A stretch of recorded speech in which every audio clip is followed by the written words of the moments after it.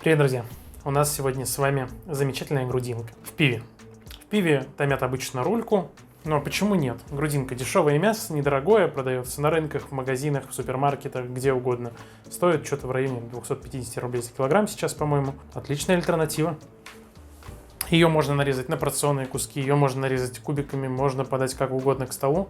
Томленная в пиве достаточно долгое время, она получается нежная, сочная, с хорошей жевабельной такой шкуркой. В общем, очень приятно для теплых посиделок зимой, осенью, да и в любое другое время. Все несложно. Берем грудинку. Вот такая вот она у меня. Видите, где-то прослоек жира побольше, где-то мясо побольше. В общем, вот такая вот достаточно стандартная грудинка. Шкурка у нее сейчас достаточно еще твердая. Для того, чтобы порционно ее потом было удобнее есть, мы ее разрезаем на две половинки. И для того, чтобы в процессе томления и приготовления шкурка стала более жевабельной, нам нужно сейчас ее хорошенько ошпарить, обжечь, называйте это как хотите. Разогреваем сковородку и на сухую сковородку вниз шкуркой выкладываем грудинку. Нагрев я выставляю максимально, сейчас она чуть прогреется, и выкладываем на нее грудинку.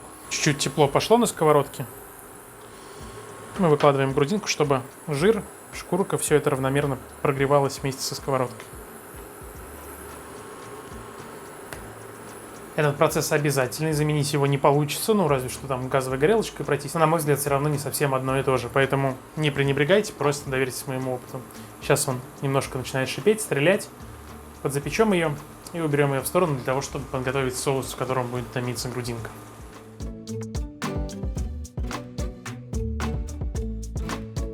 Посмотрите, как она сжимается.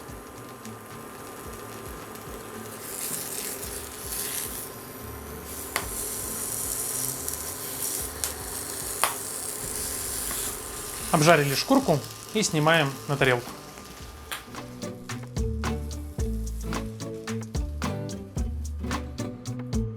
Бульон, в котором она будет томиться, очень напоминает приготовление рульки. Нам понадобится литр нефильтрованного пива.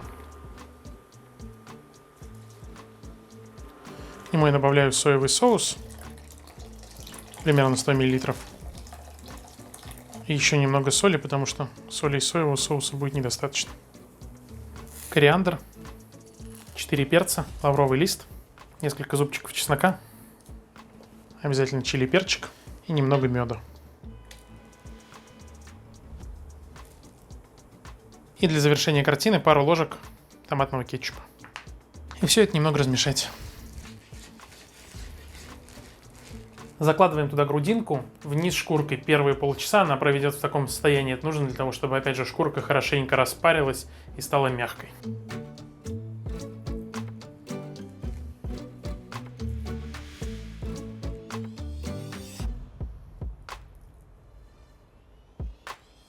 И доводим все это до кипения. Как только закипит, огонь мы ставим на минимальный и будем томить нашу грудинку под закрытой крышкой.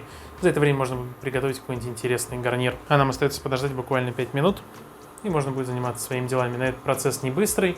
Томление я рекомендую оставить хотя бы на 1,5 часа, на час, для того, чтобы мясо действительно стало мягким, жир вытопился и осталось только вкусное, насыщенное и яркое мясо. Ну все, у нас все активно кипит, закрываем крышкой, уменьшаем огонь и забываем про нее на минут 30-40. Когда будем ее переворачивать, можно будет начать подготавливать гарнир. Ну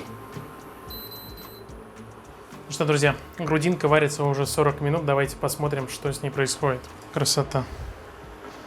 Сейчас ее можно перевернуть, чтобы мясо было вниз. Да, в принципе, она и бочком так теперь отлично помещается. И оставляем ее в таком состоянии томиться еще на 40 минут. Сейчас я уберу ее назад, чтобы она мне не мешалась, а мы переходим к приготовлению гарнира. На гарнир у нас будет квашеная капуста, мы ее немножко обжарим. Можно ее тушить примерно 30 минут, тогда она станет полностью мягкой, сочной.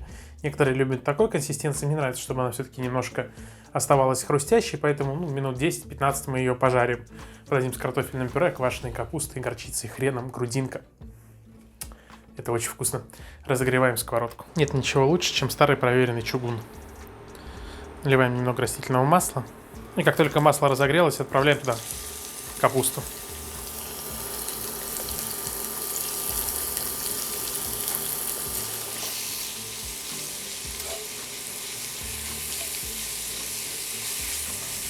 Что касается специй, я не добавляю в квашеную капусту соль. На мой взгляд, соли там уже вполне достаточно. Достаточно небольшое количество черного молотого перца, и мне нравится добавить немножко тмина. Но если не любите, можете не добавлять. Можете добавить каких-то своих любимых специй, травок, там, ароматов и так далее. И в самом конце можно добавить буквально ложку жира, который у нас вытапливается в грудинке. Поверьте, будет очень вкусно. Черный молотый перец. Пусть будет поострее. Немного тмина.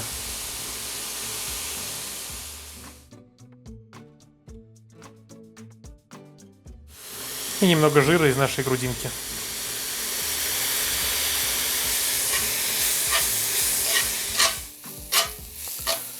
Красота, друзья. Капуста готова, грудинка тоже. Надо все скорее подавать к столу. Вот она, красотка. Смотрите, какая красивая.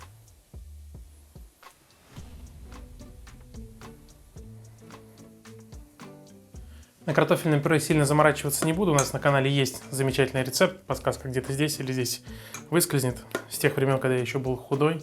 На нашем канале было меньше грудинки. В общем, сами все понимаете. Выкладываем пюре.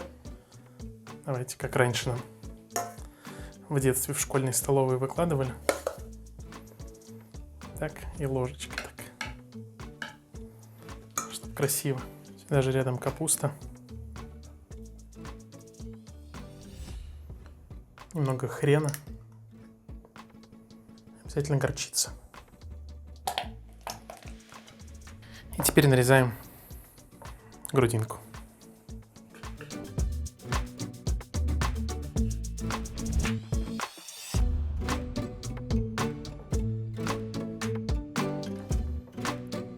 Друзья мои, я думаю, если вы ценители, то вы уже прекрасно понимаете, насколько это будет вкусно.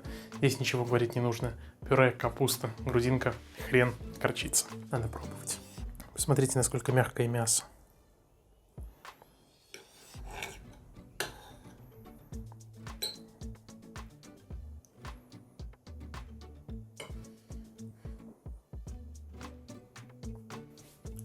Запах от пива, чеснока, перца, лаврового листа. Восхитительно. Следом сразу картошечка. Квашеная капуста.